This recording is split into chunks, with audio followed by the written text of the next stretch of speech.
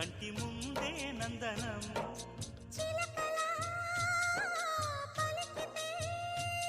ఉండిపోరా సంబరం ఉండే కాడా మందిరం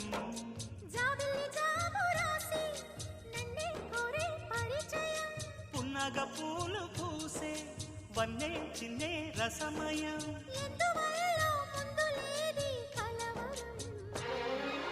అదిరి పడిన పెదవికేంటి అర్థం అడుగుతా